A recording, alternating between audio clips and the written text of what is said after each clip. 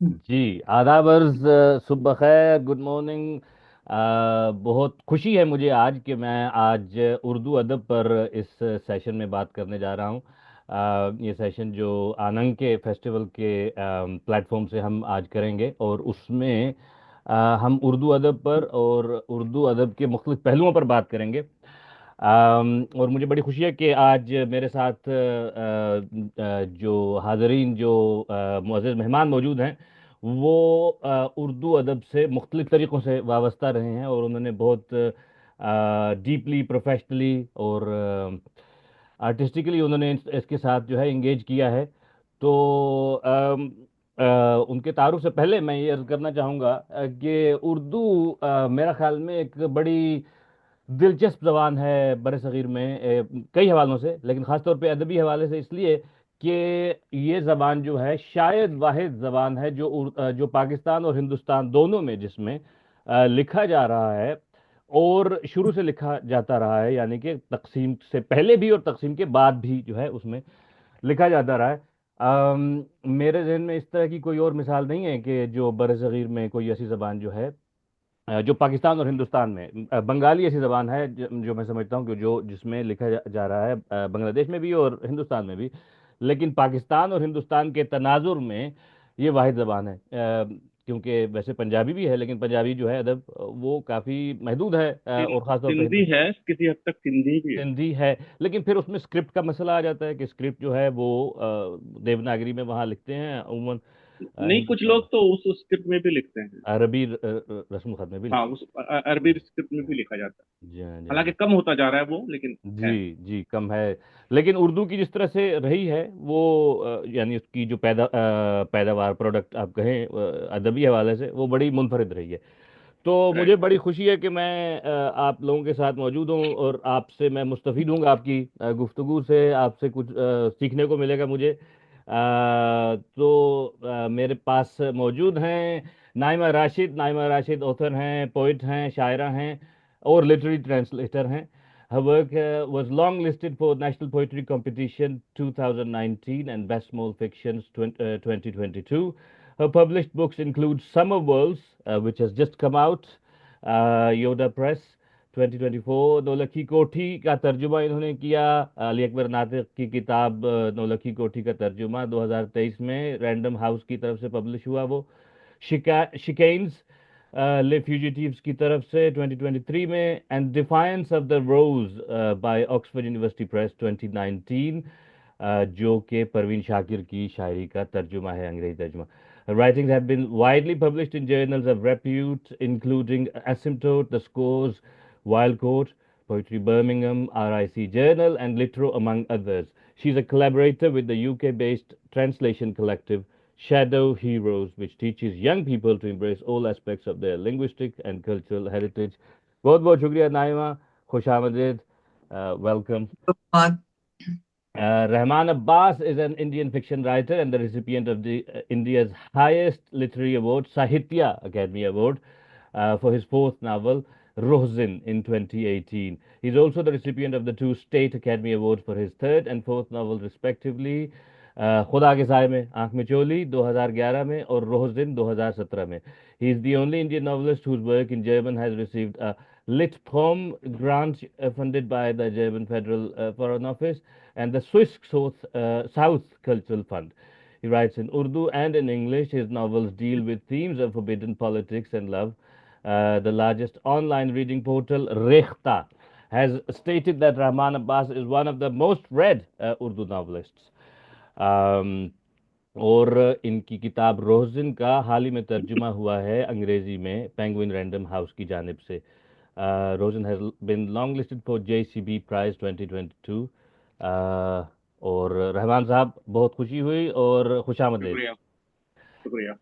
जी, तो पहला सवाल मैं ये करना चाहूँगा कि आप दोनों का ताल्लुक है ऐसी स्टेट से, पाकिस्तान और हिंदुस्तान में रिस्पेक्टिवली, जहां उर्दू मेजॉरिटी ज़बान नहीं है, एक एक हवाले से। नाइमा पंजाब से हैं और पंजाबी वहाँ की, मतलब एक मेजॉरिटी ज़बान है, अगरचे उर्दू अदब जो है वो ज़्यादा लिखा जाता है पंजाबी की निस्बत वहाँ पे। और रहमान साहब आपका ताल्लुक महाराष्ट्र से है। और राइट। जी हाँ, और वहाँ मराठी है जाहिर है, फिर उसके बाद देवनागरी है, और उसके बाद हिंदी यानी। तो मेरा सवाल रहमान साहब आपसे ये है कि आपने उर्दू में लिखना लिखना जो है वो आपने क्यों उसके बारे में सोचा, और क्यों उसको आपने मुंतखब किया बजाय हिंदी या मराठी या दूसरी जबानों के। वेल, इसका तो बहुत ही सादा सा जवाब ये है कि हम जो महाराष्ट्रियन हैं वो बम्बई से बहुत कनेक्टेड हैं। तो जैसे हम रत्नागिरी, जो मेरा आबाई वतन है, वो भी बम्बई से बहुत कनेक्ट है। तो हमारे परदादा के ज़माने से हमारा बम्बई में मुलाजमत का सिलसिला रहा पूरे ख़ानदान का। तो दादा आ गए थे तो अब्बा भी आ गए थे, तो अब्बा आ गए तो मैं भी पैदा होने के 4-5 साल बाद गांव से वो मुझे भी शहर ले आए। अब बम्बई के जिस इलाके में हमारी रिहाइश हुई वहां पर उर्दू मीडियम का स्कूल करीब सरकारी, जो हुकूमत के मातहत चलता है, जहाँ हर चीज मुफ्त हुआ करती थी, किताबों से लेकर खाना पीना बहुत सारी चीज। तो वालदेन ने यही मुनासिब समझा कि इसे उर्दू मीडियम में डाल दिया जाए। जबकि हमारे घर में मराठी बोली जाती है, कोंकणी बोली जाती है, हमारी मादरी जबान कोंकणी है। अच्छा। मेरी बहन और मेरे भाई मराठी मीडियम स्कूल में पढ़े हैं, और मैं और मेरा एक भाई, जो बड़े भाई मेरे, हम दो से उर्दू स्कूल में गए। तो उर्दू के लिए एक तरह का खुलापन हमारे यहाँ था। जबकि हम बहुत करीब हैं कल्चर वाइज और लिंग्विस्टिकली मराठी से, सही। और घर में कोंकणी जबान बोलते हैं। लेकिन उर्दू के लिए भी हमारे यहाँ बल्कि पूरे रीजन में और पूरे महाराष्ट्र में, अब महाराष्ट्र इस मुल्क की सबसे बड़ी रियासत है जहाँ पर उर्दू के स्कूल और कॉलेजेस और इवन हायर कॉलेजेस सबसे ज़्यादा हैं। तो अच्छा। लखनऊ और दिल्ली में उर्दू का जो दबस्तान चला, वो अब तो खत्म हो चुका है ऑलमोस्ट तालीम की सतह हम्म। पर। तो नया जो उसका स्कूल है वो महाराष्ट्र है, और यहाँ के रहने वाले उर्दू से मोहब्बत करते हैं। यहाँ के मराठी स्पीकिंग गैर मुस्लिम भी उर्दू से मोहब्बत करते हैं, और मुसलमान भी उर्दू को अपनी जबान समझते हैं, हिंदी को भी अपनी और मराठी को। तो एक खुलापन है, और उसी वजह से तालीमी सिलसिला हुआ तो फिर इसी जबान में लिखना हमने बेहतर।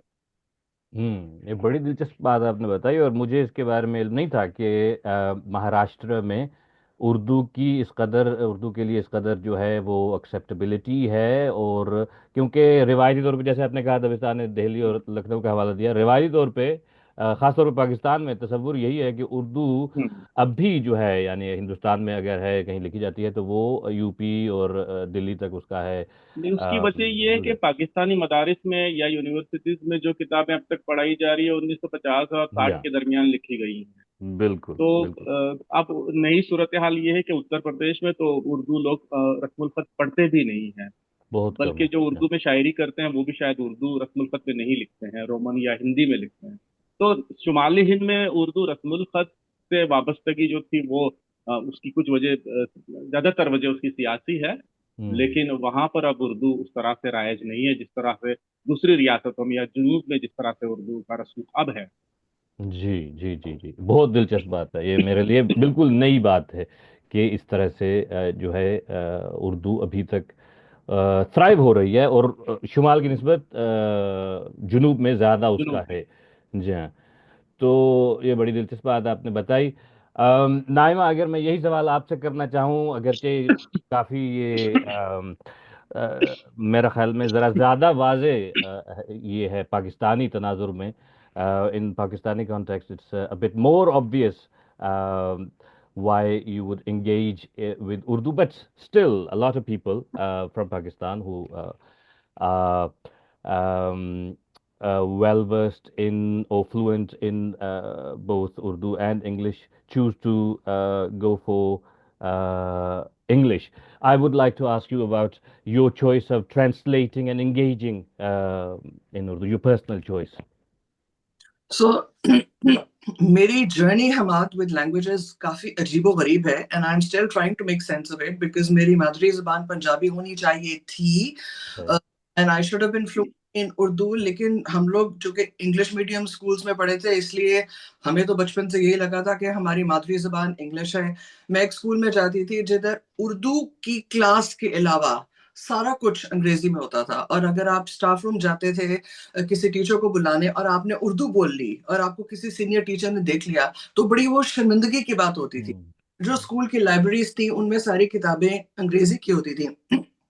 बट ऑफ कोर्स हम दूसरे कल्चर के जरिए, ड्रामाज और जो घर में कॉन्वर्सेशंस वगैरह होती थी उनके जरिए हम उर्दू से और पंजाबी से जाहिर है वाकिफ तो थे।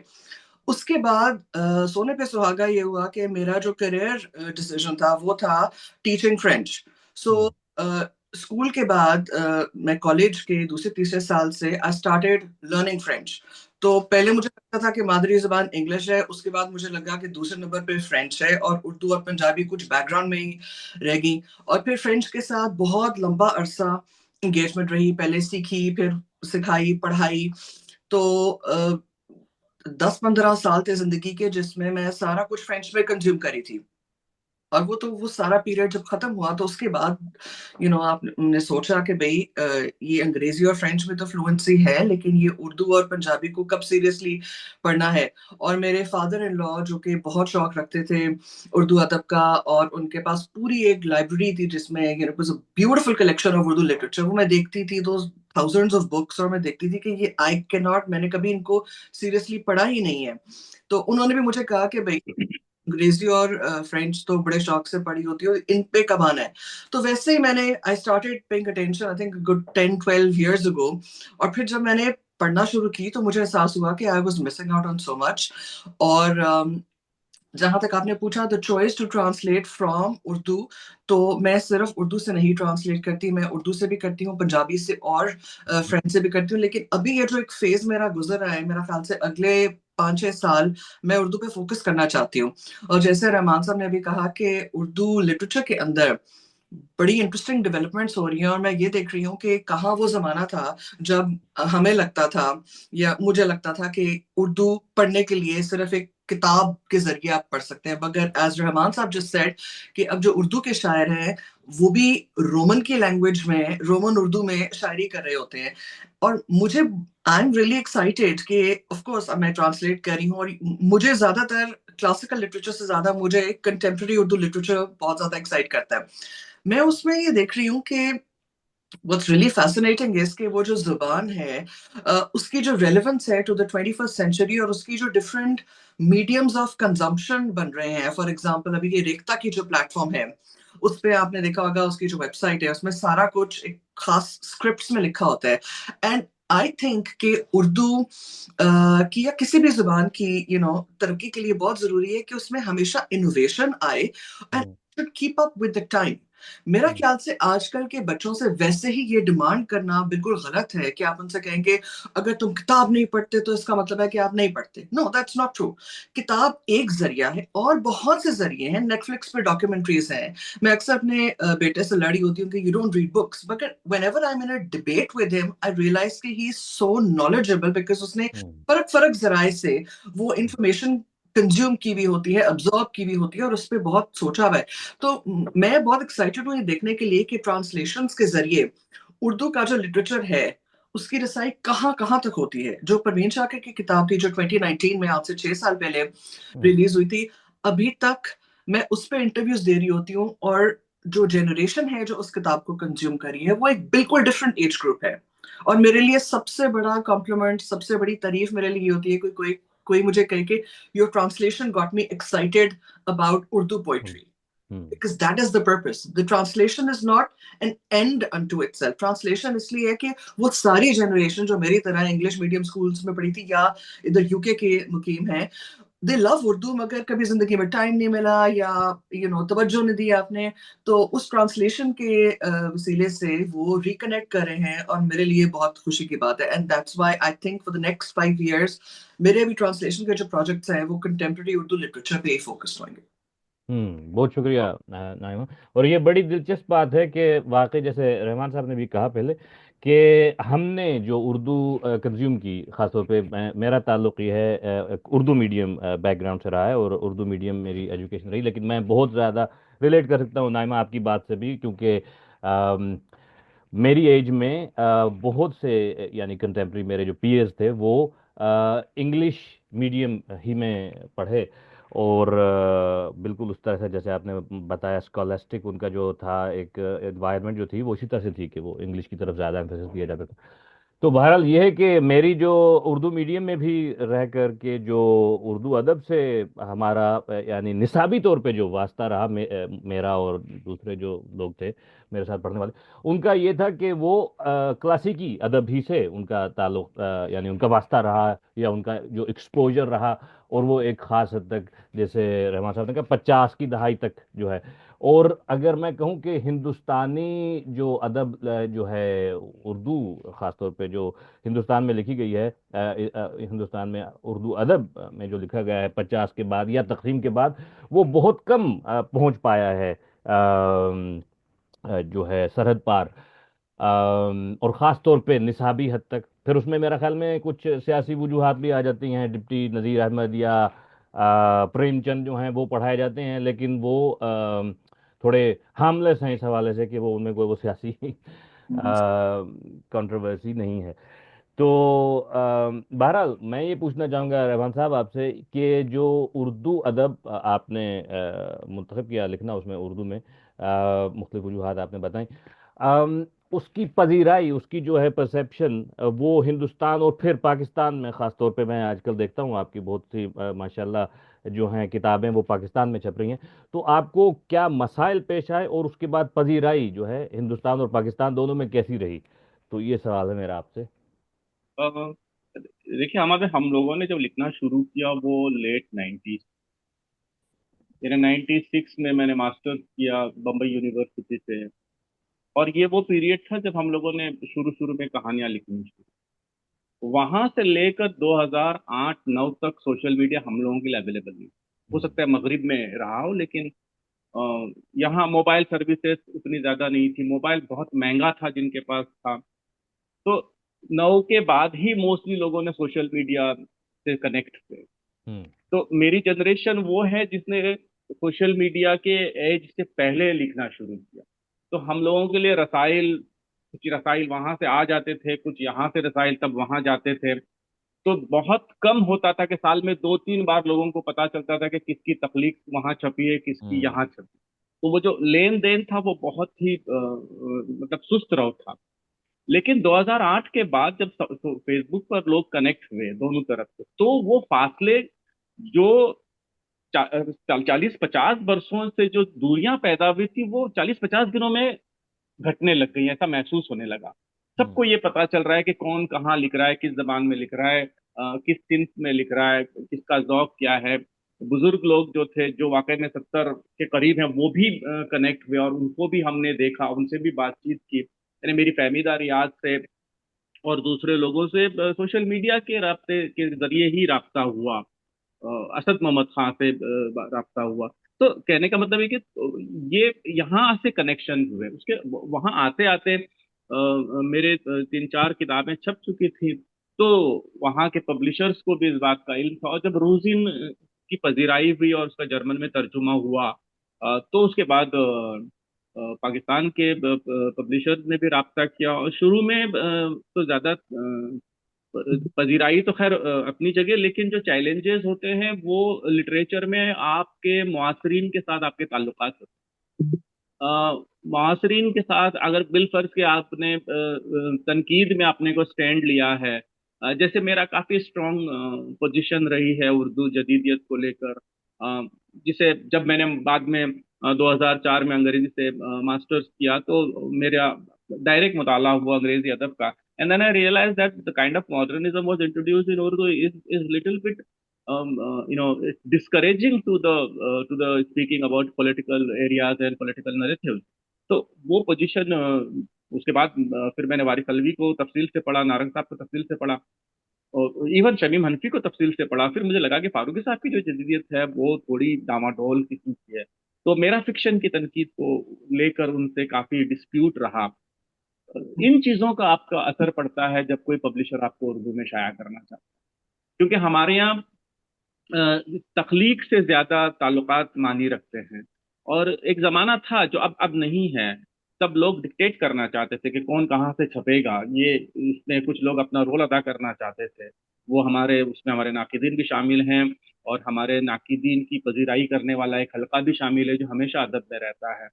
तो ऐसा जरूर हुआ है कि मेरी पहली किताब की इशाअत अक्स पब्लिकेशन ने जब करना चाही तो कुछ लोगों ने उन्हें रोकना चाहा, लेकिन फहद ने मुझे ये बताया कि उसने वो टेक्स्ट देखा और जब वो उसकी जर्मन में इशाअत हुई तो उसने अपने मुकर्रिबीन से उस टेक्स्ट को पढ़वाया और उसने उस टेक्स्ट की बुनियाद पर ये फैसला लिया कि वो किताब को पाकिस्तान में शाया करेगा। और उस किताब की खूब पजीराई हुई।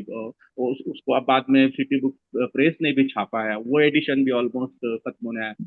फिर उसके बाद जिंदगी शाया करने का फैसला उन्होंने फहद ने अपने तौर पे किया, पब्लिकेशन है ना। जिंदगी वॉज रियली, मुझे तो खदशा था कि जिंदगी के साथ क्या होगा, क्योंकि वो जिस तरह से जर्मन यूरोप का माजी है और नाजीज्म का जो पूरा पूरा पॉलिटिकल नरेटिव है, पूरी उसकी कहा पूरी इसकी हिस्ट्री है, उसके डेवलपमेंट से लेकर यूरोप की तबाही तक की, और यहूदियों को जिस तरह से टारगेट किया गया सिलेक्टिवली, बिल्कुल वही थ्रीट जिस तरह से अकलियतें महसूस कर रही हैं पूरे बर्रे सगीर में, हिंदुस्तान में, बांग्लादेश में, पाकिस्तान में। और हर तरह की अकलियत, सिर्फ मजहबी अकलियत नहीं बल्कि जिनसी अकलियतें भी, उनके साथ सियासी अकलियतें, तो उनके साथ जो थ्रीट्स हैं वो एक डिस्टोपियन कहानी और प्लॉट के जरिए मैंने 2070 तक का जो नैरेटिव लिया है 2026 से, कि किस तरह से वो ये सब कॉन्टिनेंट को डिस्ट्रॉय कर सकता है, जो एक रिलीजियस नैरेटिव है या पॉलिटिकल सुप्रीमेसी का नैरेटिव है अब हिंदुत्व का और इस्लामिस्ट का। तो मुझे लगा था कि इस पर क्योंकि उसमें पूरे इस्लामी मज़ाहिब की तारीख, उनकी मुस्तकबिल की जंगों की तारीख, और महाभारत से लेकर पौराणिक कथाओं की, तो सारा मैथोलॉजिकल खेल था। लेकिन मुझे बहुत खुशी हुई कि पाकिस्तान में सिर्फ उसकी इशाअत नहीं हुई बल्कि पाकिस्तान की कई यूनिवर्सिटीज में बच्चों ने उस पर थेसिस लिखे, हिंदुस्तान में भी उसका उस पर उसकी बहुत पजराई हुई। फिर उसके बाद अब मेरे दो नॉवेल और छपे हैं। एक खुदा के साए में आंख मिचोली अभी कोलाज ने छापा है, और एक तरह का पागलपन सिटी बुक पॉइंट से छपे। तो ये चारों नॉवेल छपे हैं, और चारों नॉवेलों पर काफी बहुत अच्छा पॉजिटिव रिएक्शन आया। That really made me happy. Karachi literary festival में तो सबसे ज्यादा तराजिम शाया होने, मतलब जो सबसे ज्यादा किताब शाया हुई थी सिटी बुक पॉइंट की, उसमें हमारा नॉवेल शामिल था। आई थिंक वो जो मोहब्बत मुझे वहाँ के काराइन की मिली, यहाँ के काराइन definitely, I had struggle to achieve that. I mean, जब मेरे पहले नॉवेल पर मुकदमा हुआ था उसके बाद 10-12 वर्षों तक काफी साइडलाइन किया गया था, उर्दू अखबार मेरा जिक्र तक नहीं करते थे। अगर अगर कहीं किसी तरह की खबर भी अखबार में जाती थी तो नाम काट दिया जाता था। लेकिन उसके बाद अब मैंने मैंने उसको बर्दाश्त किया। मैंने कहा राइटर का इम्तहान होता है ये सब। मैं मुस्तकिल लिखता रहा, मैं तनकीदी मज़ामिन लिखता रहा, और उसके बाद फिर मैं नॉवल लिखता रहा। तो अब मेरे 7 नॉवल शाया हो चुके हैं और वो सारा मंजरनामा बदल चुका है। अब यहाँ पर भी मैं, मेरे मेरे सारे सीनियर्स मुझे बहुत पसंद करते हैं, मुझे बहुत चाहते हैं। मेरी कमजोरियां जो भी होती हैं वो भी मुझे बताते हैं और मुझे सराहते हैं। और बिल्कुल यही अपनी सी मोहब्बत मुझे पाकिस्तान में मिली। तो मुझे लगता है कि ये जो सरहदें किस तरह काफूर की तरह देखते ही देखते हमारी नजरों से ओझल हो गई हैं, और दोनों तरफ से काराइन उर्दू टेक्स्ट को, मतन को बड़ा हल्का मिला है। मेरा ख्याल है कि ये उर्दू फिक्शन के लिए बहुत खुशाइंद है, क्योंकि उर्दू फिक्शन का हल्का हिंदुस्तान में बहुत घटता जा रहा है। और जब उसको पाकिस्तान के रीडर्स, और पाकिस्तान में कहाँ कहाँ के रीडर्स हैं और बेपनाह पढ़ने वाले रीडर्स हैं, मुझे लगता है कि वो एक बहुत ही अच्छा डेवलपमेंट है उर्दू के लिए। और अप्रिसिएशन के साथ जो क्रिटिसिज्म भी होती है, जो बहुत हेल्दी क्रिटिसिज्म होती है, वो भी बहुत अहम रोल अदा करती है। हमें अलग तरह के रीडर्स का, अलग रीजन में पैदा होने वाले लोगों का रद्द-ए-अमल जब आपके टेक्स्ट पर मिलता है तो डेफिनेटली राइटर को उसमें ही सीखने का मौका मिलता है। And I am really happy that I am having that space where readers from both sides can praise and criticize my writing. जी जी, बहुत बहुत शुक्रिया रहमान साहब। और बड़ी खुशी हुई वाकई ये सुन करके, एक जो है एक बहुत खुशाइन किस्म की फिज़ा हाँ जो है, बिल्कुल। और वेलकमिंग किस्म की फिज़ा जो है वो मौजूद है उर्दू अदब के लिए दोनों तरफ से। और जो आपने इसमें कहा कि इसमें जो रोल है सोशल मीडिया का, ये बड़ी दिलचस्प बात है कि सोशल मीडिया के बिल्कुल। आने से खासतौर पे जिस तरह से सरहदें जो हैं वो डिसॉल्व हो रही हैं एक राइट। तरह से। ज़ाहिर है पॉलिटिकल वो सब कुछ मौजूद है, लेकिन खासतौर पे हाल ही में जो जो रीसेंट अपडेट्स रही हैं काफ़ी वो इतनी खुशाइंद नहीं रही पॉलिटिकल हवाले से, लेकिन उसके बावजूद जो है ये सब कुछ हो रहा है अदबी हवाले से, और एक अदीब को ये सब मौक़े मिल रहे हैं, ये बड़ी खुशाइंद बात है। मेरा खुद आप दोनों से तारुफ जो है वो सोशल मीडिया ही के ज़रिए से हुआ, तो राइट, सोशल मीडिया जो है राइट। वाकई इसका इसमें बड़ा एक दिलचस्प और एक बड़ा अहम रोल है। नाइमा, मैं आपसे ये सवाल करना चाहूँगा इसी तरह से, इसी चैलेंजेस के हवाले ही से, लेकिन ख़ास तौर पे ज़ाहिर है एक बहैसियत औरत के आपके जो हैं चैलेंजेस, वो एक ट्रेडिशनली जो हमारा अदब से, जो उर्दू अदब ख़ास तौर पे, उर्दू अदब का एक बड़ा एक पेट्रियार्कल और एक मर्दाना किस्म का जो है वो रहा है, एक बालादस्ती रही है मर्दों की। अगर आप ट्रेडिशनल या रिवायती तौर पे देखें, मुशायरों को देखें, तो आपको सब जो है वो मर्द ही मर्द हजरात मिलेंगे। बहुत कम जो हैं औरतें वो सामने आई। फहमीदा रियाज हैं, किश्वर नाहिद हैं, या परवीन शाकिर वगैरह हैं, जो कि जिनको इस तरह से मौक़े मिले।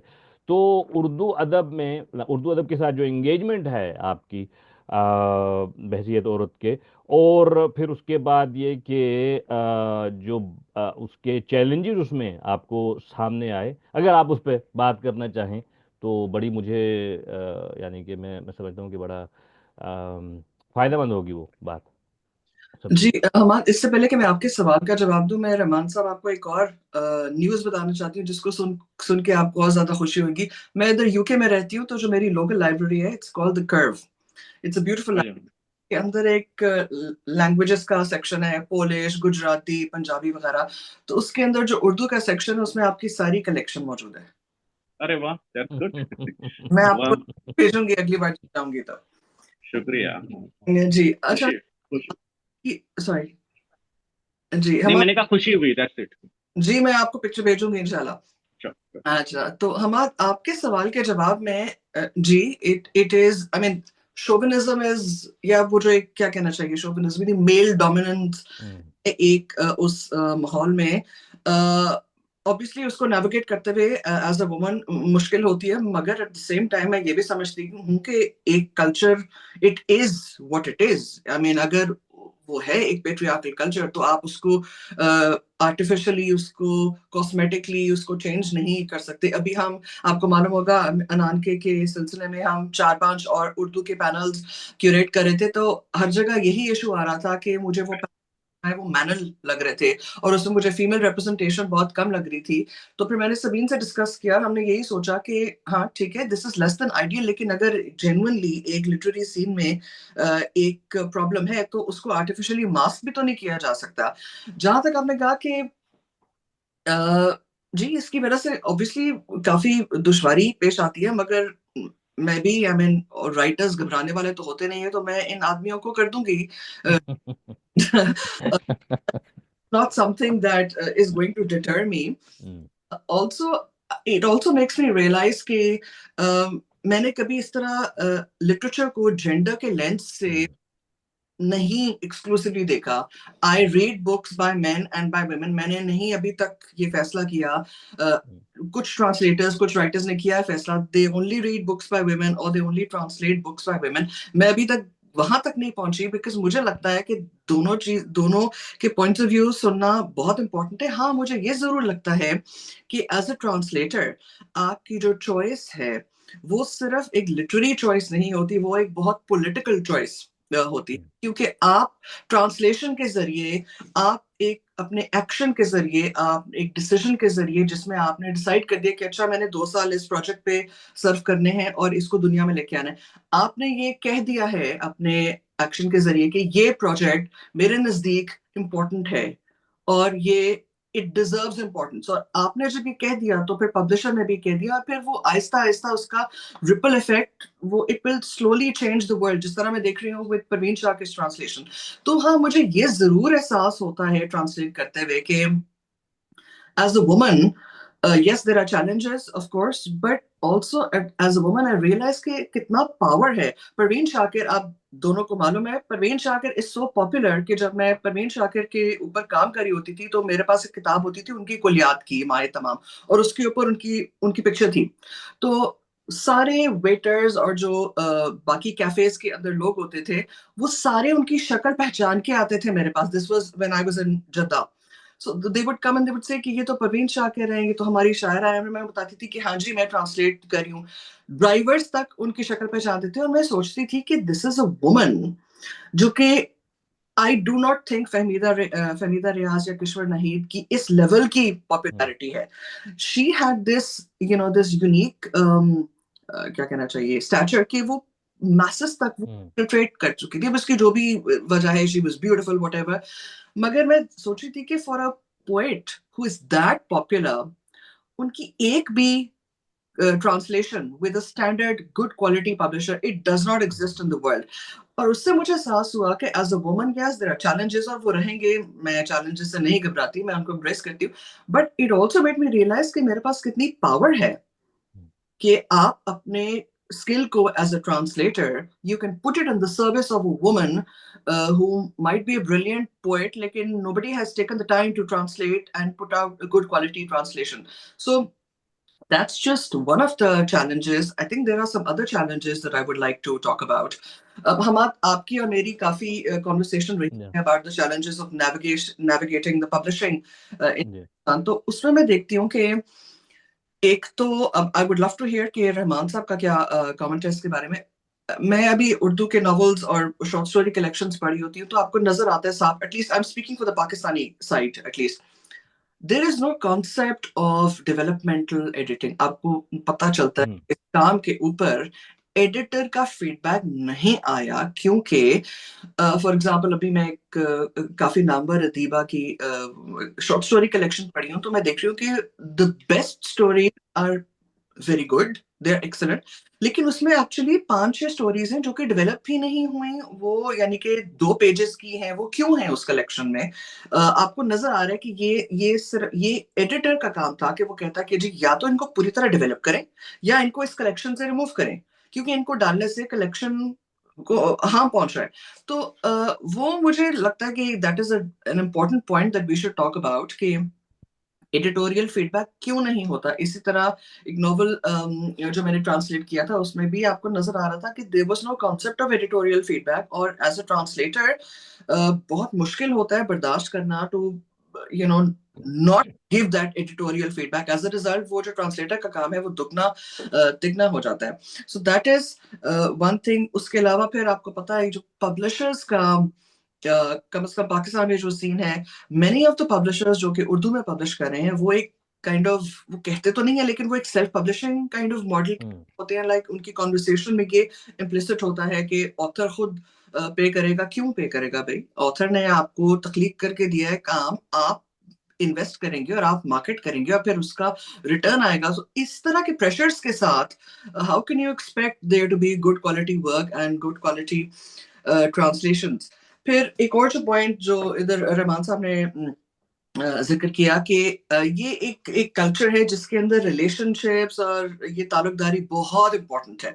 और मैं समझती हूँ कि वो जो खुलूस वगैरह जो भी चीज है वो एक बहुत खूबसूरत चीज है, लेकिन वो अलग होनी चाहिए है। Literature, creativity, freedom of speech वो अलग होनी चाहिए है।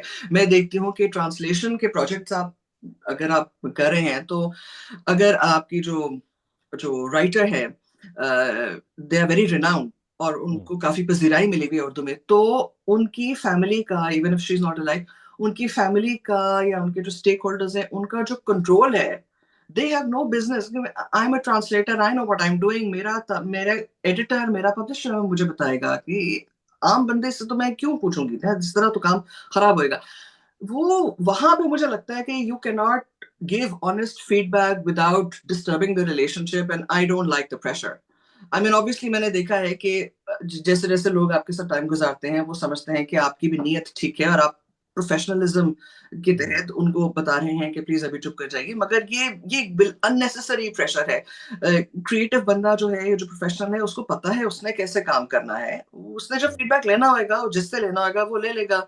सो या those are just some of the things. बड़ी आपने मुफीद बातें की नाइमा, बहुत बहुत अहम पॉइंट्स आपने उठाए।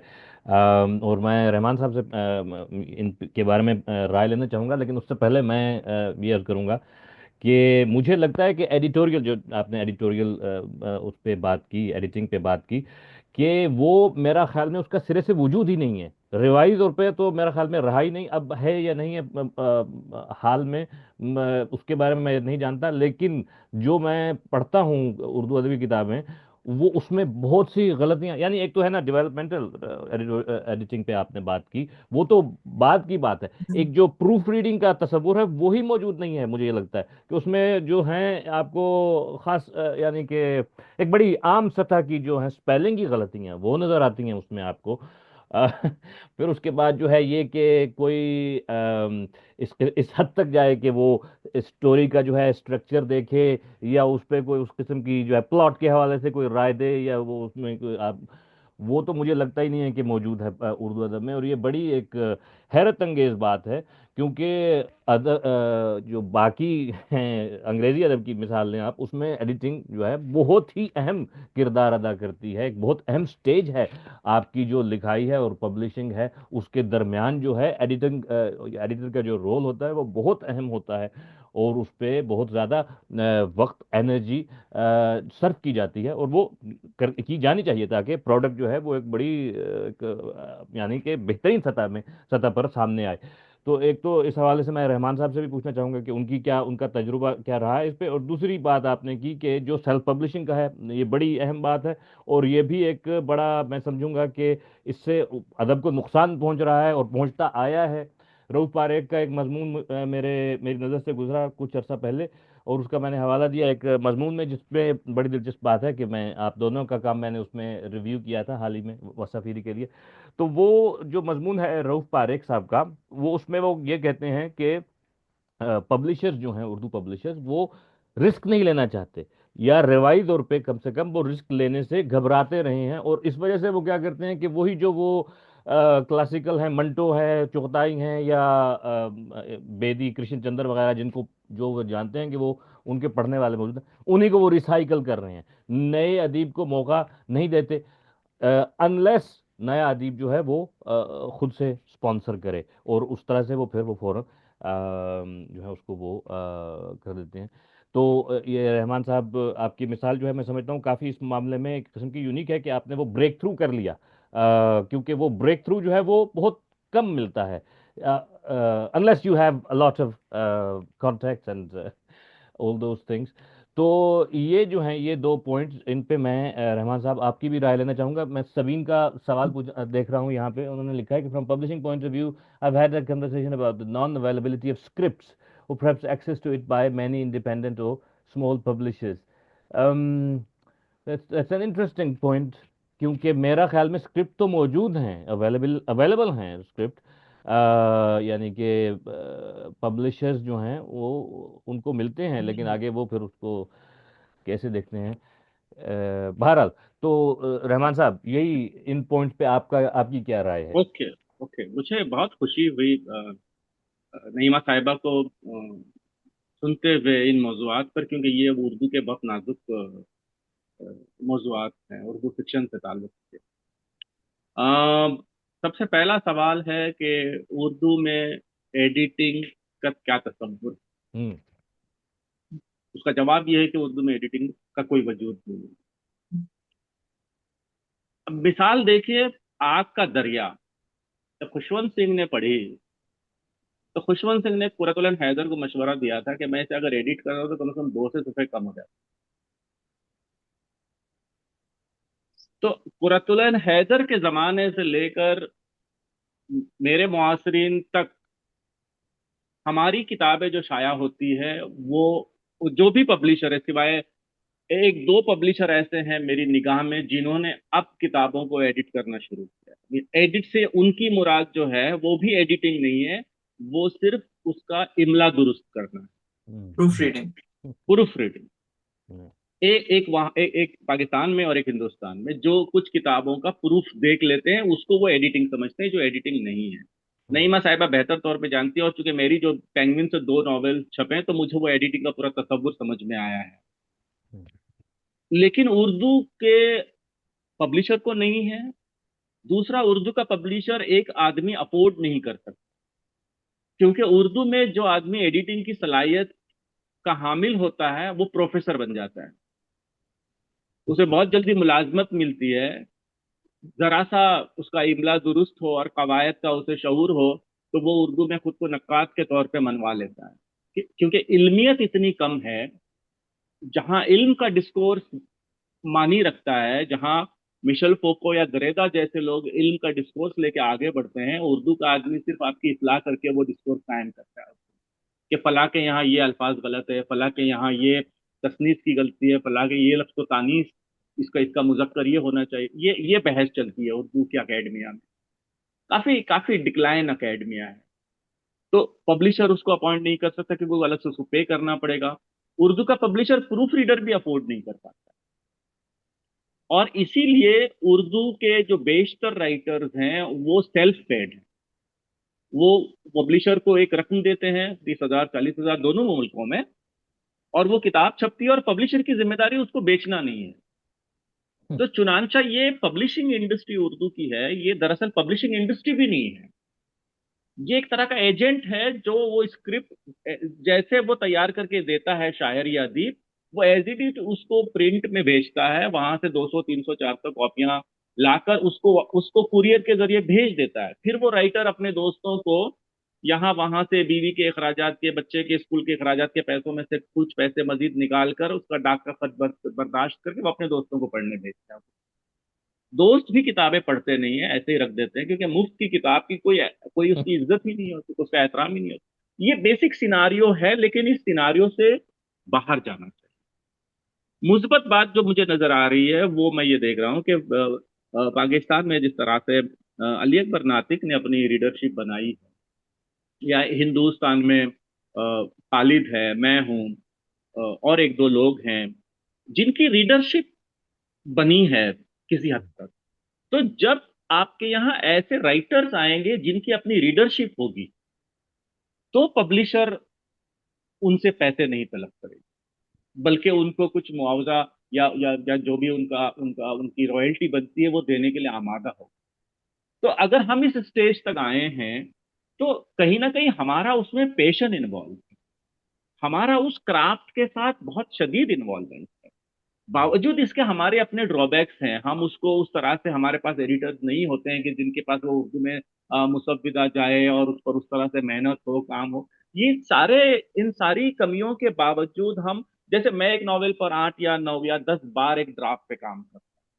जिंदगी जैसा जो 800 पेजेस का नॉवेल है, मैंने उसके 10 ड्राफ्ट पे काम किया। इसके बावजूद कहीं ना कोई लफ्ज, उसका इमला या कुछ ना कुछ हल्की सी चीजें बिल्कुल हमारे, क्योंकि हमारे पास वो आदमी नहीं है जो पूरा 2 बार प्रूफ देखे किताब।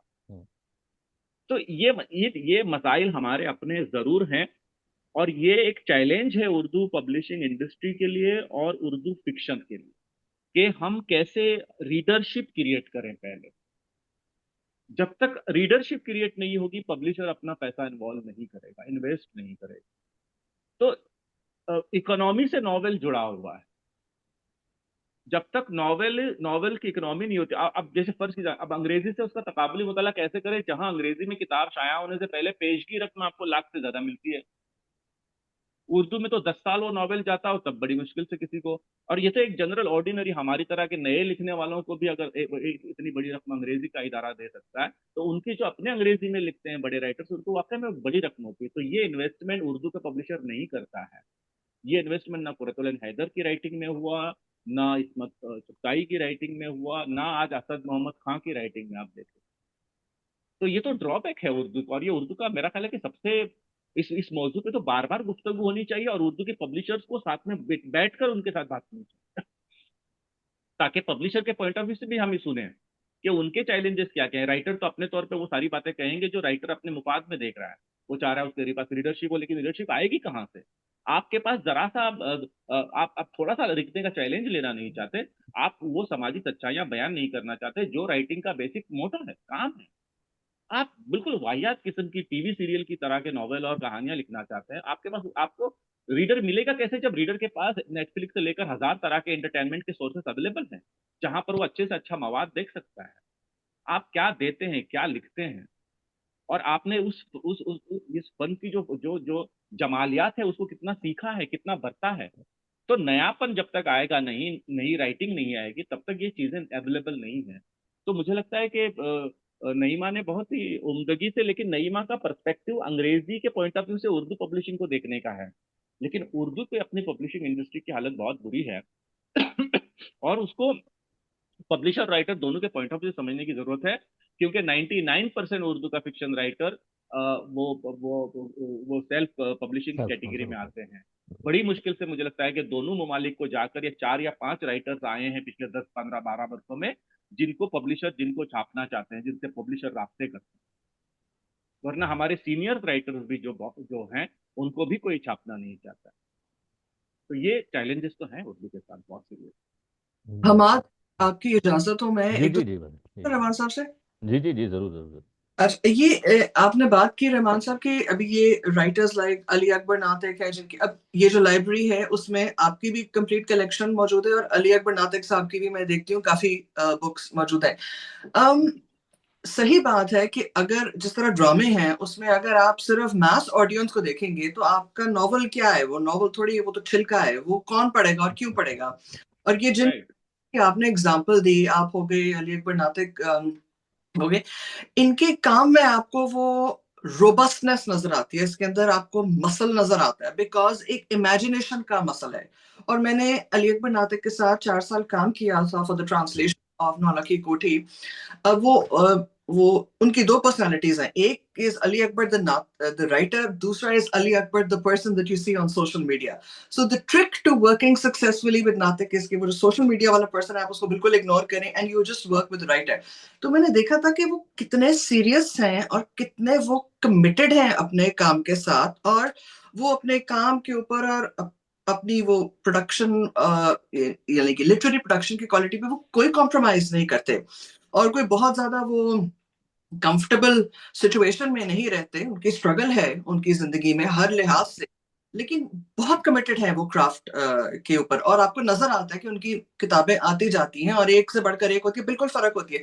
तो देखिए, आपने कहा कि पब्लिशर उस राइटर पे रिस्क लेगा जो अपनी रीडरशिप साथ लेके आ रहे हैं, और ये बिल्कुल सही बात है मार्केटिंग इकोनॉमी के पॉइंट ऑफ व्यू से, दिस मेक्स टोटल सेंस। लेकिन I think we can agree कि राइटर्स जो हैं वो ज्यादातर इस चीज में कंफर्टेबल नहीं होते। बहुत से राइटर्स बड़े खामोश तबा होते हैं, वो इंट्रोवर्ट्स होते हैं, उनका उनका नहीं मिजाज होता इस तरह लोगों से बात करने का। तो ये जो चीज है इसकी वजह से, और मुझे ये not just as a translator, not just talking about Urdu publishing, but as a writer selling my own books to publishers also, मुझे फील होता है कि ये बिला वजह का ये बहुत ज्यादा प्रेशर नहीं है राइटर के ऊपर कि उसने पूरी एक मार्केटिंग कैंपेन के जरिए अपनी पूरी रीडरशिप भी लेके आनी है। बहुत से ऐसे राइटर्स हैं जो कि बहुत उम्दा काम करते हैं, लेकिन उनकी नेचर, उनकी पर्सनालिटी डिफरेंट है, वो इस चीज में कंफर्टेबल नहीं होते, वो बिल्कुल रिक्लूसिव होते हैं, मगर उनका काम बहुत उम्दा होता है। तो इसमें आपका क्या राय है? ये मुझे लगता है कि राइटर का ये काम ही नहीं है कि वो मार्केटिंग करे, बिल्कुल। बुनियादी तौर। लेकिन बुनियाद। ये उस जबान में साजगार है जहां पर मार्केटिंग अपने तौर पे वजूद रखता है। हम्म। उर्दू में तो मार्केटिंग का भी कोई वजूद नहीं हम्म। है। उर्दू में अगर आपकी रीडरशिप नहीं बनती है और रीडरशिप के लिए मार्केटिंग क्या रोल अदा करता है ये मुझे नहीं पता। मुझे इतना पता है कि आप लिखते कितना अच्छा है, यू नो। अगर आप बहुत अच्छा लिखते हैं और अपना लिखा हुआ लोगों के सामने सही तरीके से लाते हैं, तो एक सर्कल आपके लिए क्रिएट होता है, जो मुझे लगता है कि बहुत जरूरी है in terms of financial gain and investment from publishing industry. वरना उर्दू में, उर्दू के का आप अकेडमिया देख लीजिए, वो अपनी किताबें सारी खुद छापता है।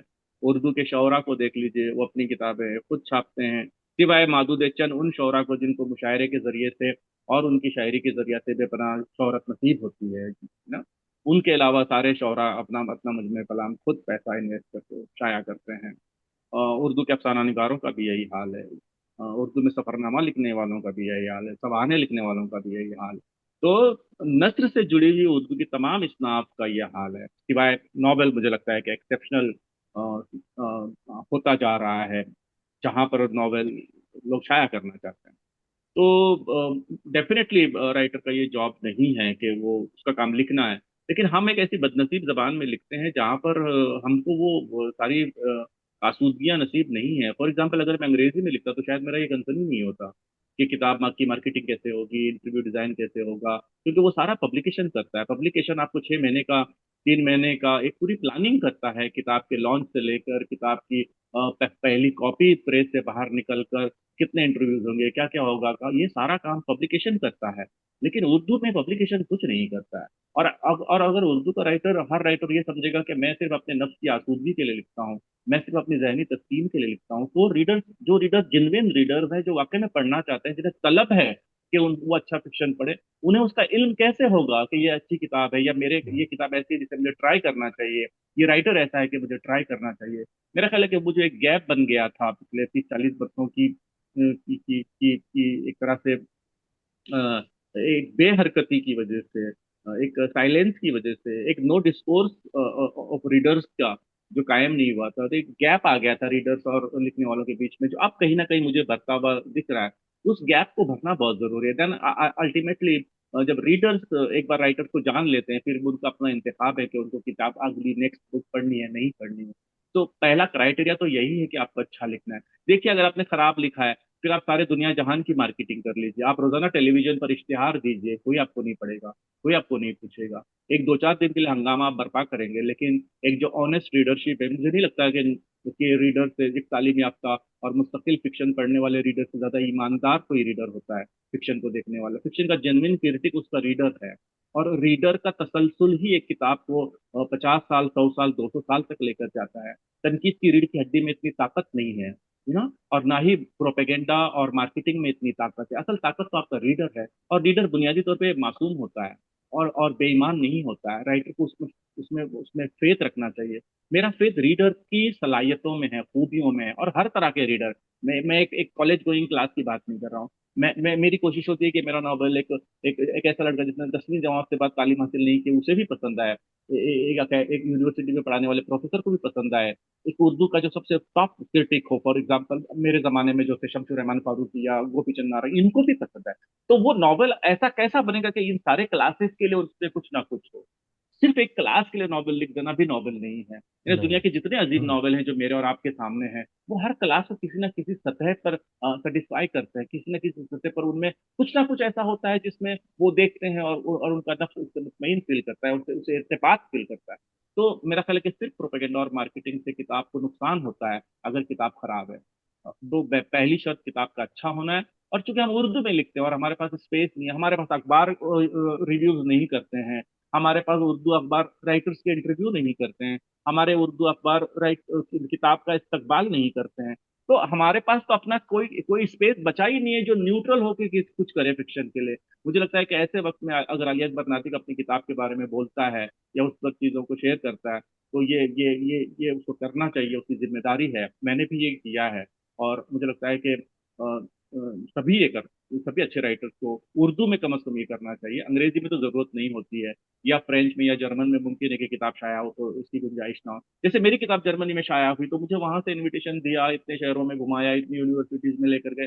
ये सब कुछ उस किताब के लिए उस पब्लिशर ने किया ना। उर्दू में ऐसा होता नहीं है। उर्दू में हमारे पास, हमको उर्दू के पॉइंट ऑफ व्यू से उर्दू के मसाइल को हल करने होंगे। हम डेफिनेटली अंग्रेजी के पॉइंट ऑफ व्यू से उर्दू पब्लिशिंग के मसले हल नहीं कर पाएंगे। जी हाँ, ये दिलचस्प बात है। लेकिन इसमें मैं ये अर्ज करना चाहूँगा कि जो लोग अंग्रेजी में लिखते हैं उनके लिए भी काफ़ी हद तक इस किस्म के मसाइल होते हैं। पब्लिशिंग के पब्लिशर जो है या एजेंट जो है आपका, वो आपसे तवक्को करता है कि आप राइट, राइट। जो है मार्केटिंग करेंगे, और मार्केटिंग में उनके जो हैं वो बढ़ चढ़ के वो करेंगे अपनी मार्केटिंग। तो ये होते हैं मसाइल। लेकिन जाहिर है उर्दू का जो है उर्दू के पस मंज़र में ये बहुत कम रहा है। तो इस मामले में समझता हूँ कि ये खुशाइन बात है कि अगरचे ये मुश्किल है। नाइमा की बात बिल्कुल दुरुस्त है इस मामले में, ख़ास तौर पे कि अदीब जो है जनरली, वो एक लिखने वाला जो है वो इस बात को लिख रहा है, वो उसको पब्लिक जो है डिस्कोर्स करना या उसके लिए मुश्किल होता है। मेरा अपना तजुर्बा इस किस्म का रहा है। लेकिन ये खुशाइन बात है कि कुछ लोग कर रहे हैं, जिसके लिए, जिससे दूसरों के लिए आसानी पैदा होंगी, और पब्लिशर जो है उसको भी इस बात का एहसास हो रहा है। आपने पहले बात की कि पब्लिशर का जो है पॉइंट ऑफ व्यू वो जानना भी ज़रूरी है। मैं समझता हूँ कि ये चीज़ पब्लिशर के मफाद में भी है, अदीब के मुफाद में भी है और पढ़ने वाले के मुफाद में भी, कि जो बिल्कुल। जो प्रोडक्ट है वो उम्दा तरीन शक्ल में सामने आए, उसकी उम्दगी जो है, उसकी क्वालिटी जो है, वो इन तीनों के मुफाद में है। इसलिए उनको भी चाहिए कि उसमें इन्वेस्ट करें प्रूफ रीडर के राइट। तौर पे। तो एक बड़ी वो है, एक मैं समझता हूँ कि एक बड़ी एक लोएस्ट किस्म की होगी कि वो उनको उसमें करना चाहिए। राइट। लेकिन जाहिर है उनके वो मसाइल हैं, लेकिन उनको ये जानने की, उनको इदराक की ज़रूरत है इस बात की कि ये कितना अहम मसला है। और फिर ये मैं देखता हूँ, काफ़ी खुशाइन बात है कि कुछ जो हैं पब्लिशर, नौजवान पब्लिशर खासतौर पे, उन्हें एहसास हो रहा है कि मार्केटिंग कितनी ज़रूरी है, और वो सोशल मीडिया पे मार्केटिंग करते नजर आ रहे हैं। और चाहे वो अभी है एक इब्तदाई शायद उसकी स्टेप्स हैं, लेकिन वो हो रहा है। मैं देख रहा हूँ कोलाज है, या पाकिस्तान में वो आज बुक कॉर्नर वाले हैं, और इस तरह से फहद का अक्स जो है वो ये कर रहे हैं। तो ये एक अच्छी बात है, इससे फायदा होगा सबको। तो बहरहाल एक ये एक बहरहाल मुफीद बहस है। नाइमा, एक और आपसे सवाल मैं करना चाहूँगा। अम, आपने हमने बात की अभी चैलेंजेस की, और एक एक अलग सतह से एक और चैलेंज जो है, और ये खास तौर पे ट्रांसलेटर के हवाले से मैं बात करूंगा, और शायद आपको ये आपसे सवाल बहुत बार पहले भी किया जा चुका हो, कि एक ट्रांसलेटर की हैसियत से, जो कि पुल का एक किस्म से वो काम सरंजाम कर रहा है, दो दो जो हैं अदबी ट्रेडिशंस हैं, और उसके अलावा दो कल्चर्स हैं, दो लैंग्वेजेस हैं उनके दरमियान पुल का। और देखा जाए तो उर्दू और अंग्रेजी मतलब बहुत ही मुख्तलिफ ज़बानें हैं कई हवालों से, सिंटेक्स वगैरह, ग्रामर वगैरह, वो तो अलग चीज़ है। लेकिन कल्चरली भी जो है, आप एक कल्चरल जो है एक टेक्स्ट, उसको आप दूसरी ज़बान में, दूसरे कल्चर में इंट्रोड्यूस करवा रहे हैं। तो आपको उस हवाले से किस किस किस्म के चैलेंज जो हैं वो आपको पेश आते हैं, लिखने के हवाले से, या वो आपका जो मतन है उसका मफहूम समझाने के हवाले से दूसरे ऑडियंस को, जो उससे फेमिलियर ना हो, जो उससे वाकिफ ना हो। हमाद, ये वाला जो चैलेंज है ना, कि एक कल्चर से किसी तहरीर के मतन को दूसरी जबान में ट्रांसफर कैसा किया जाए, जबकि उनके रेफरेंस पॉइंट्स ही हम्म। बिल्कुल मुख्तलिफ हैं, वो कॉन्सेप्ट्स ही नहीं एग्जिस्ट करते। मुझे ये चैलेंज कभी, मैं इससे घबराई नहीं। मुझे लगता है कि this is the reason why I translate. मुझे एक हम्म। चीज एक्साइट करती है, क्योंकि मैंने अभी तक ये देखा है कि ट्रांसलेशन प्रॉब्लम को अगर आप ट्रांसलेशन प्रॉब्लम की से चेंज करके आप उसको एक क्रिएटिव प्रॉब्लम की तरह फ्रेम करें। अगर आप सोचेंगे कि ये बात छोड़ो कि एक किताब मैं ट्रांसलेट करी हूँ एक बड़े पब्लिशर के लिए, उसका प्रेशर छोड़ के अगर आप सोचेंगे अच्छा ये बात मैंने अगर अपनी, ये उर्दू का कॉन्सेप्ट मैंने अपनी अगर एक अंग्रेज या फ्रेंच फ्रेंड को समझाना होता तो मैं उसको कैसे समझाती। सो आई थिंक कि बहुत से रीफ्रेम्स हैं मेंटल जो कि पॉसिबल हैं। और दूसरा, मुझे लगता है कि जो ट्रांसलेटर बनता है वो इसलिए बनता या बनती है क्योंकि उसका एक बिलीफ होता है, एक फेथ होता है कि ये जुबान, लिबास वगैरह, इन सारी लेयर्स के नीचे हमारी इंसानियत बहुत हम्म। सिमिलर है, हम लोग बहुत सिमिलर हैं। और उस, ये मैं जरूर कहना चाहूंगी हमाद, कि मुझे लगता है कि एक अच्छी ट्रांसलेशन के लिए आपको जिस गहराई तक जाके आपको ओरिजिनल काम को समझना है, मेरा नहीं ख्याल से कि हर ट्रांसलेटर और हर राइटर वो टाइम दे पाता है। वंस अगेन, इसके ऑब्वियसली इसके इकोनॉमिक रीजंस वगैरह हैं, इसकी हर किसी के पास इतना टाइम नहीं होता। लेकिन जिस तरह अभी हम आप लोगों ने बात की, इस पूरी चीज से जो आपका फिनिश प्रोडक्ट है उसकी क्वालिटी गिरती जाती है, गिरती जाती है। जब मैंने नौलखी कोठी ट्रांसलेट किया था तो पहले मैंने 1-2 साल ऑन माई ओन मैंने उसका एक ड्राफ्ट तैयार किया था। उसके बाद मैंने नाटक के साथ कॉन्वर्सेशन स्टार्ट की। तो मुझे एहसास हुआ कि जिस लेवल पे उनको अपने सब्जेक्ट पे ग्रास्प है, हम्म। उस लेवल तक पहले मुझे पहुंचना है और फिर मुझे अपने ड्राफ्ट को जो है उसको फाइन ट्यून करना है। तो ये मैं जानती हूँ कि बहुत से राइटर्स वो नहीं इतना टाइम देते ट्रांसलेटर्स को। वो कहते हैं कि ये मेरा काम नहीं है, मैं आपको 1-2 घंटे दे दूंगा या दे दूंगी, बाकी काम ये आपका है। जबकि मेरा ख्याल से ऐसा नहीं है। ट्रांसलेटर और राइटर कोलैबोरेटर्स हैं। और दो राइट राइट। आप क्यों कर रहे हैं ट्रांसलेट, या आप क्यों अपना काम ट्रांसलेट करवा रहे हैं अगर आप चाहते नहीं हैं कि आप टाइम दें उसमें। सो एज अ रिजल्ट वो काफी तूल खींच गया वो जो हमारा प्रोजेक्ट था, लेकिन मेरा ख्याल से मुझे उसका इतना सा भी रिग्रेट नहीं है, क्योंकि मैंने उसमें जो सीखा, सबसे पहले तो मैंने ये सीखा कि राइटर जो है उससे बेहतर अपना सब्जेक्ट नहीं कोई जानता। As a translator you have to be very humble.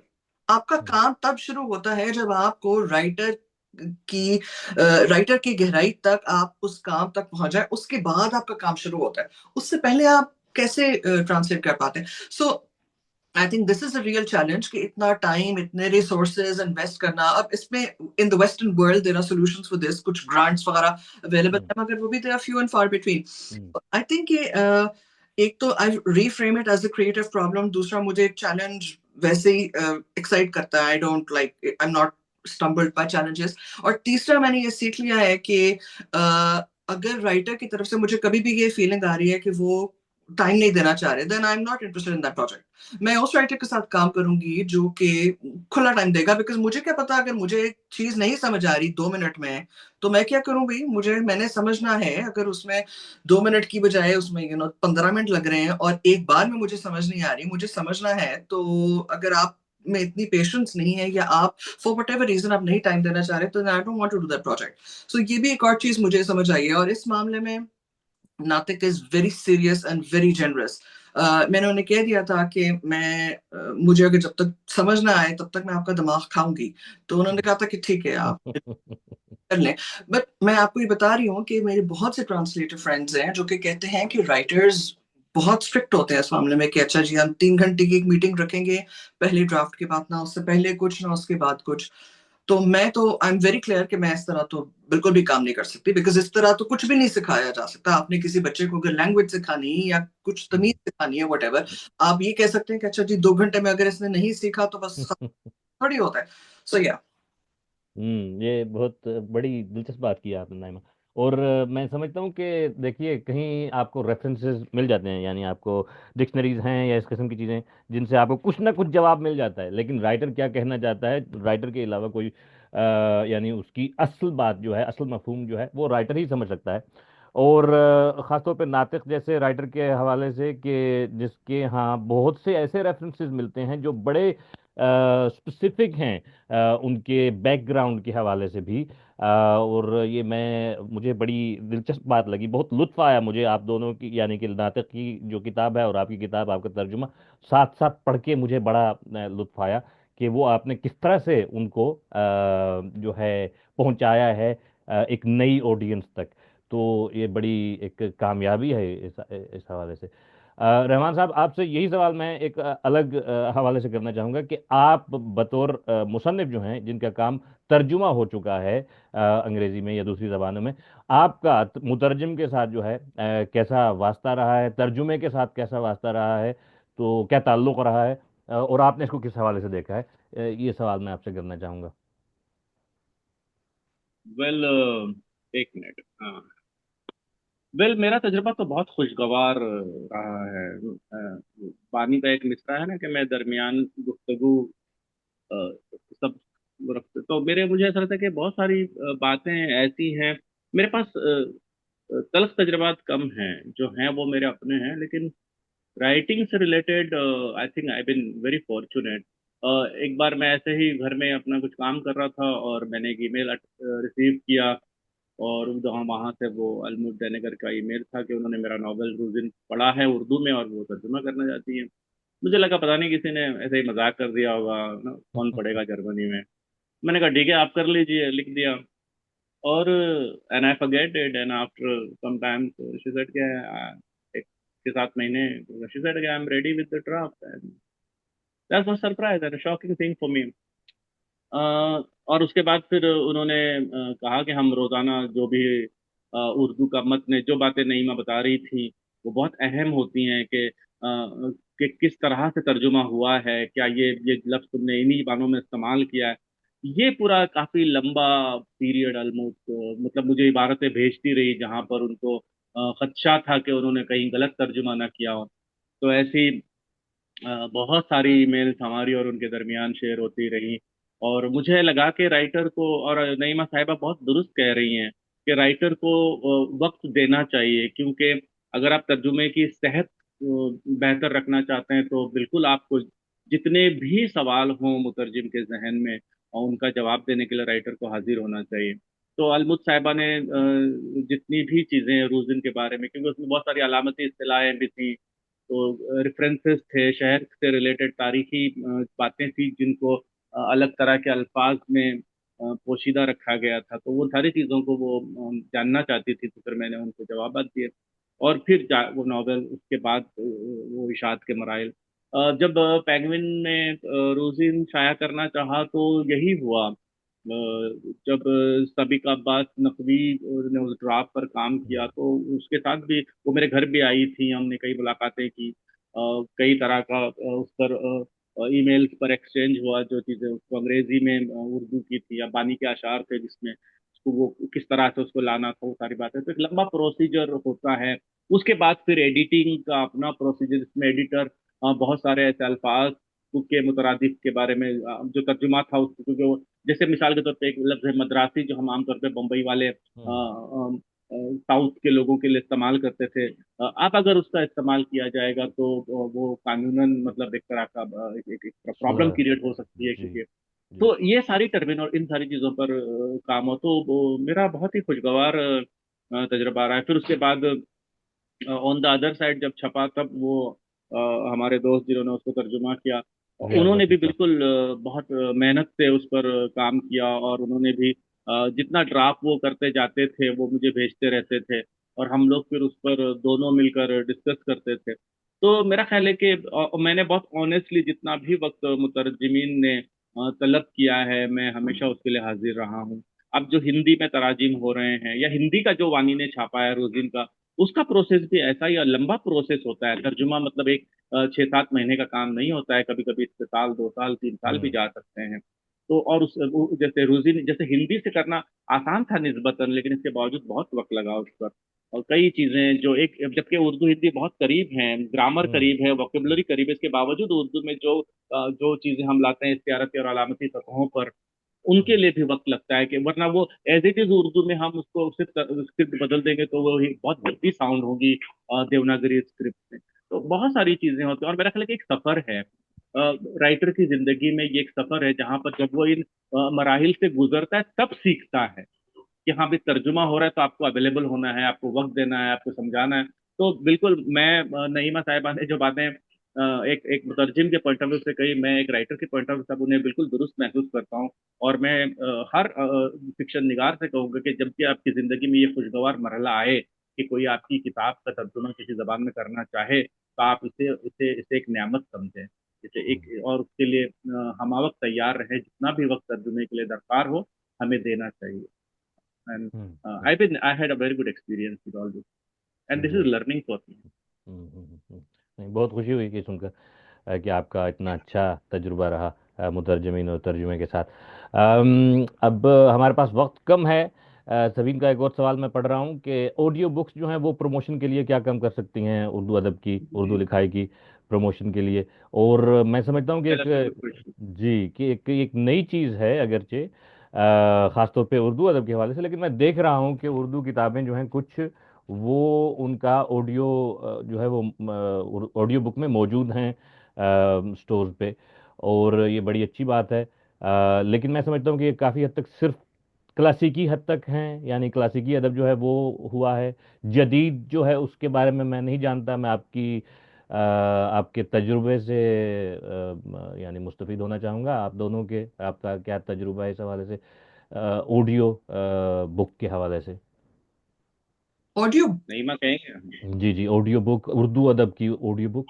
Audio book मैं अभी रिसेंटली इंटरेस्टिंगली मैं खुद भी ये बात करना चाह रही थी कि आजकल की जिंदगी ऐसी है कि मैं अंग्रेजी में भी सारी किताबें इस तरह खोल के नहीं पढ़ती, मैं फिजिकल बुक, हम्म मैं कभी हम्म कभार उसकी मूवी भी देखती हूँ, कभी कभार मैं उसकी ऑडियो बुक देखती हूँ, कभी हम्म कभार मैं राइटर का हम्म इंटरव्यू देखती हूँ, और इन जराए से मैं आहिस्ता आहिस्ता किताब की तरफ जाती हूँ। कभी कभार I start with the book. So मुझे लगता है कि we have to stop judging ourselves for how we get introduced to the book। और हम्म आपको पता है कि पॉडकास्ट और ये जिम जाते हुए, वॉक करते हुए, कुछ और घर का काम करते हुए आप किताब बड़े आराम से 2-3 घंटे में सुन सकते हैं। अभी मैं रिसेंटली उर्दू की कुछ बुक सुनना चाह रही थी, तो मैंने देखा है कि रिसेंट कुछ they are available on YouTube. तो वो यूट्यूब की वीडियोस में उनकी नरेशन अवेलेबल है, लेकिन उसमें भी हमाद वो सारा काम वो वॉलंटियर्स कर रहे हैं, और आई डोंट इवन नो कि हम्म, तरह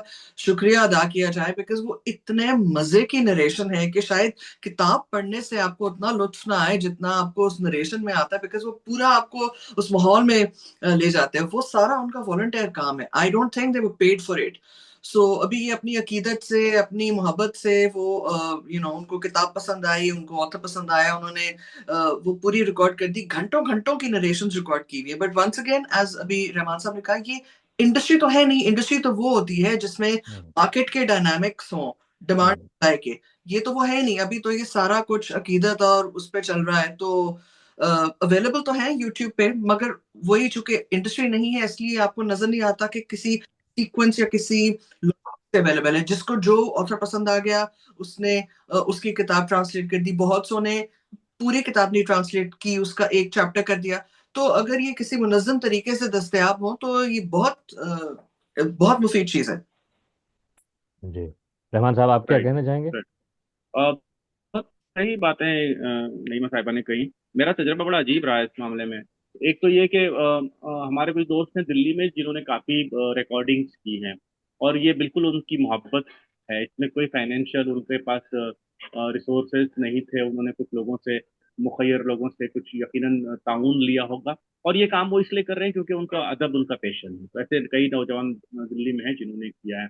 लेकिन यही मैंने कहा था कि there is no industry and there is no income. Hmm, और उसके बाद ऐसा काम जब होगा तो राइटर को भी कुछ नहीं मिलेगा। एक बार मुझसे दिल्ली में एक साहब ने कहा कि हम आपका एक नॉवेल, मेरा एक बहुत पुराना नॉवेल था, वो करना चाहते हैं वो ऑडियो में। मैंने कहा बहुत खुशी की बात है। मैंने कहा मैं बम्बई जाऊंगा तो मैं आपको राइट्स दे दूंगा। मैं बम्बई आया और मैंने कहा कि यार देखें यूट्यूब पर ऑडियो बुक्स किस तरह उर्दू की हैं। और मैं गया और मैंने मेरी उस किताब का नाम लिखा, तो यार वो किताब 3 घंटे में किसी ने ऑलरेडी पढ़ के रखी है यूट्यूब, 3 या 6 घंटे। तो अब यहाँ तो राइटर का तो राइट ही नहीं है। और उस बंदे को पता, उसने शायद पता नहीं क्यों की होगी, कोई आदमी थी, एक नॉवेल जो 300 350 का है, वो नॉवेल उसने पढ़ रखा है यूट्यूब पर। तो अब यहाँ ये है कि राइटर्स को आप बताना भी नहीं चाहते हैं। भाई अगर किसी ने, किसी को उस नॉवेल से मोहब्बत थी, खुदा के साथ, वो एक ममना मोहब्बत की कहानी जो हमारा नॉवेल, हम्म, वो नॉवेल, अब यकीनन आपने, किसी ने इतना वक्त अपने लिए सर्च किया है उसके लिए, तो वो राइटर को कम से कम ईमेल करके बता तो देता कि भैया आपका नॉवेल हमने किया, हमें खुशी होती। तो जब हम्म, फिर मैंने वो दिल्ली में उन साहब को बताया कि यार आप जो काम करने जा रहे हैं वो तो ऑलरेडी किसी ने कर रखा है, ये बड़ा अजीब इत्तेफाक है। और बहुत सारे टिकटॉक्स और और यूट्यूब पर मैंने देखा है कि नॉवेल के कुछ हिस्से लोगों ने पढ़ के शेयर कर रखे हैं। तो ये तो लोग, अब उर्दू में ये सब मोहब्बत की सतह पर और अकीदत की सतह पर जरूर है, लेकिन एक प्रॉपर चैनल में नहीं होता है। ना राइटर्स को उसमें कुछ मुनाफा होता है, ना जो बेचारा करता है उसको कुछ मुनाफा है। कोई ऐसी सबील जरूर निकलना चाहिए कि जहां पर जो लोग बेचारे इतनी एनर्जी सर्फ करके वो कंटेंट ऑडियो में कन्वर्ट करते हैं, उसके लिए मशीनरी इस्तेमाल होती है, टैलेंट इस्तेमाल होता है, उनको भी कुछ मुनाफा उससे मिलना चाहिए। तो इसमें जब तक पब्लिशर प्रॉपरली इन्वॉल्व नहीं होगा, तब तक मेरा ख्याल है कि काम नहीं होगा। उर्दू का पब्लिकेशन जैसे स्ट्रांग होगा, तो फिर वो अपने राइटर्स के प्रॉपर राइट्स का ख्याल रखते हुए कुछ लोगों के जरिए उसको ऑडियो बुक में जब कन्वर्ट करेगा, तब वो सही तौर पे उर्दू की ऑडियो बुक्स कहलाएंगी। वरना जब तक लोग मोहब्बत से कर रहे हैं वो मोहब्बत है, और मोहब्बत से दिल खुश होता है, पेट नहीं भरता राइटर का, भैया मंटो की जबान में। जी हाँ, नहीं ये बिल्कुल बहुत दिलचस्प बात की आप दोनों ने। नाइमा की बात की मैं तायद करूंगा कि आजकल जो है, वैसे आपकी अदब से शनासाई जो है कई तरीकों से हो सकती है, हाँ, हाँ। लेकिन एक बड़ा, एक वो है, एक मुकम्मल कॉम्प्रिहेंसिव किस्म का एक्सपीरियंस होता है, कभी आप उसे किसी मीडियम से देखते हैं या सुनते हैं। और ऑडियो के हवाले से ये बड़ी दिलचस्प बात है कि जो पुरानी किताबें जो हैं, जो हम्म। मखतूतात के, यानी कि वो मैन्युस्क्रिप्ट के जरिए से लोगों को पहुंचा करती थी, अक्सर ऑडियो ही के जरिए से पहुंचा करते थे। क्योंकि आपकी एक किताब है, होमर ने लिखी है या जिसने भी, उसका किसी ने मैन्युस्क्रिप्ट तैयार किया है, वो सिर्फ लाइब्रेरी में दस्तयाब है। वहां पे हो सकता है एक उस्ताद जो है वो उसे शागिर्दों को पढ़ के या ऑडियंस को पढ़ के सुनाएगा, तो वो ऑडियो ही के जरिए से उनको हम्म। मिला करती थी, कई जो इस किस्म की किताबें, पुराने मखतूतात की बात कर रहा हूँ। तो ये एक राइट। उसकी तरफ वापस जाने का एक सिलसिला है जो बड़ा दिलचस्प है। और मेरे ख्याल में उर्दू है या कुछ और इस किस्म की ज़बान, मेरे फारसी के साथ ताल्लुक़ है कुछ, और उसमें मैं देखता हूँ कि उसमें भी यूट्यूब पे बहुत कुछ, यानी किताबें कुछ लोगों ने जो है पूरी पूरी किताबें पढ़ के वो डाल रखी हैं। और क्योंकि जैसे आपने कहा कि पब्लिशर जो है उसको ये इनिशिएटिव लेना चाहिए, उसकी होनी चाहिए कि वो उसको ऑडियो में तैयार करे एक बाज़ाब्ता तौर पे, चूंकि वो नहीं है इसलिए जिनको मोहब्बत है, जिनको अकीदत है हाँ उस सर। टेक्स्ट से या लिखारी से, वो उसकी किताब जो है वो इस तरीके से राइट। वो राइट। पहुंचाते हैं लोगों तक। लेकिन ये बहुत ही एक गैप है जो कि पब्लिशर को आई चाहिए कि मीन, उसको देखिए फिल करे। प्रोफेशनलिज्म नहीं है ना, मतलब या उर्दू पब्लिकेशन के साथ प्रोफेशनलिज्म की शदीद कमी है, और यही वजह है कि उर्दू के राइटर्स को प्रॉपर राइट्स नहीं मिल पाते हैं, प्रॉपर मुआवजा नहीं मिल पाता है। हम्म, I mean, there are a lot of challenges, and I mean, those who are in the industry they know it. I mean, it's a huge challenge for a writer. Urdu का कोई writer survive नहीं कर सकता नहीं अपनी कर writing सकते, पर। सिर्फ वो सिर्फ जमाना था जब लिखने से। मंटो मंटो मंटो और इस्मत आपा को और कृष्णचंद्र को कुछ मिल जाया करता था। मंटो ने तो अपनी राइटिंग पे सरवाइव किया ना, तो राइटर हम्म, को बेसिकली अपनी राइटिंग पे सरवाइव करना चाहिए। और उसका स्पेस जितना जितना उर्दू में कम होता जा रहा है, हमें उस वैसे राइटर्स की तवक्को फिर नहीं हो पाती है। राइटर अगर किसी दूसरे फील्ड से आता है, प्रोफेसर है, नौकरी करता है, तो वो राइटिंग, फिर वो राइटिंग के उतना वक्त नहीं दे पाता है। तो मुझे लगता नहीं है देते मंटो हैं। की तरह या मुशर्रफ आलम ज़ोकी आखिर आखिर तक इंडिया में अपनी राइटिंग पर ही जीते रहे। उन्होंने फिर सिनेमा के लिए भी लिखा, दूसरी चीजों के लिए। तो राइटर्स उर्दू में मेरा ख्याल है कि इसको बहुत कम होता जा रहा है। नहीं, बहुत कम है, बहुत कम है। और इस तरह से वाकई आपकी बात सही है, जब आप अपने क्राफ्ट पे, अपने हुनर पे मुकम्मल हम्म। तवज्जो नहीं दे सकते, आपकी तवज्जो बटी हुई है दूसरी राइट। दूसरी, यानी गमे रोज़गार, गमे मुआश में आप हैं, ज़ाहिर है उसके बारे में सोचने पे मजबूर हैं, तो आप अपने हुनर पे यकसुई से, कंसंट्रेशन से, फोकस से तवज्जो नहीं दे सकते, और ये उससे क्वालिटी पे, उम्दगी पे फ़र्क आता है, उसका असर अब बड़ी पड़ता हद है। तक आता है, मतलब कुछ एक्सेप्शनल तो होते हैं, कुछ जी लोग चाहे कुछ भी करें और वो मतलब कभी भी, मतलब कुछ लोगों को छोड़कर जनरली तो इसका असर होता है। जी जी जी बिल्कुल। और इसमें एक और बात ये भी आ जाती है कि जैसे आपने कहा कि जो लोग इस प्रोफेशन से वाबस्ता नहीं हैं और वो लिखना चाहते हैं, उनमें से कुछ ऐसी मिसालें भी मिलती हैं जो जिनका अदब से कोई वास्ता ही नहीं है, लेकिन चूंकि उनमें मुआशी सकत है कि वो अपने हम्म। आप को वो सेल्फ स्पॉन्सर के जरिए से सेल्फ पब्लिशिंग राइट, कर बहुत सकते सारे हैं। लोग होते हैं। तो इस होता है तो बिल्कुल। वो किताबें ऐसी सामने आती हैं जिनमें क्वालिटी नहीं होती, जिनमें कोई वो अदबी उनमें कोई वो नज़र नहीं आती। तो ये बात है। सही सबीन का एक सही। और सवाल मैं देख रहा हूँ, हमारे पास वक्त कम है, लेकिन perhaps a new approach is needed to promote Urdu language and literature, innovation, audio books। बिल्कुल, ये बात बिल्कुल सही है, बिल्कुल, आई मीन दैट्स मतलब। Exactly what I am telling, कि जी जी आपको बहुत सारे नए रास्ते तलाश करने चाहिए, जो हैं उनका इस्तेमाल करना चाहिए। जी और ये जी। सब तो सेकेंडरी है। पहला तो आपको अच्छा लिखना सीखना चाहिए, उस पर बहुत मेहनत करनी चाहिए। And it takes hmm. Years, it takes decades. जी जी, बेशक बेशक। तो तो पहले तो ये कि अच्छा प्रोडक्ट हो, और उसके बाद फिर उसकी अच्छी मार्केटिंग हो, न्यू इनोवेशन हो, नए रास्ते हो, क्योंकि जब अच्छी चीज बनी है तो वो लोगों तक जाना उसका हक है, जाना चाहिए, उसको बिल्कुल पहुंचाना। बिल्कुल। और जो लोग कहते हैं उसको दूसरों तक पहुंचाना बहुत जरूरी होता है।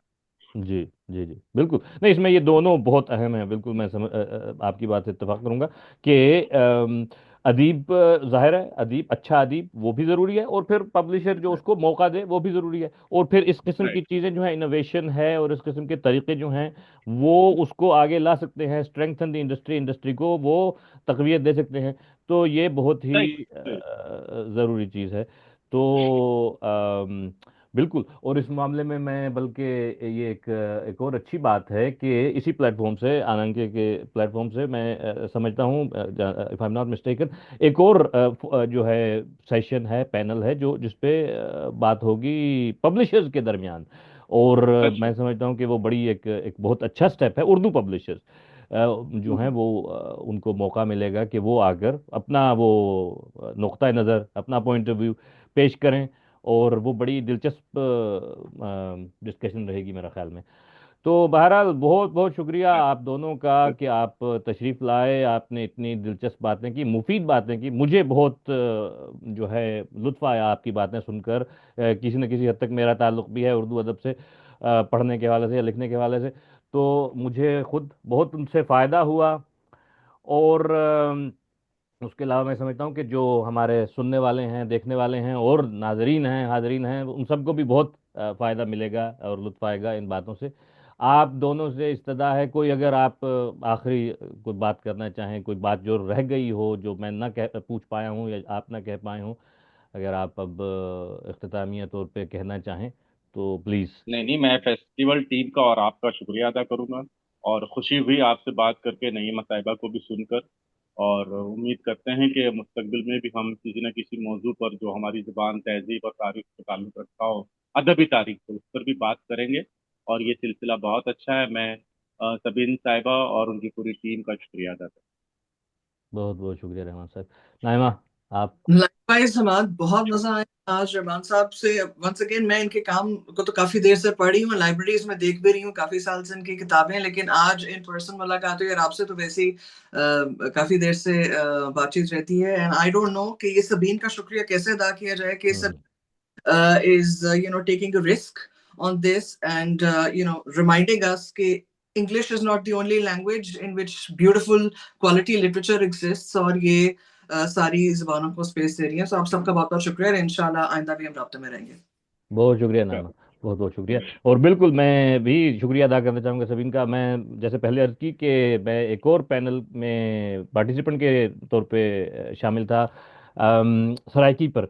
और ये एक बड़ा दिलचस्प और बड़ा अच्छा इनिशिएटिव है कि इन्होंने जो हमारी इलाकाई ज़बानें, हमारी अपनी ज़बानें जो हैं, उन पर उनको मौका दिया, उनको प्लेटफॉर्म दिया। तो फिर से बहुत शुक्रिया और अपना ख्याल रखिए और खुदा हाफिज़।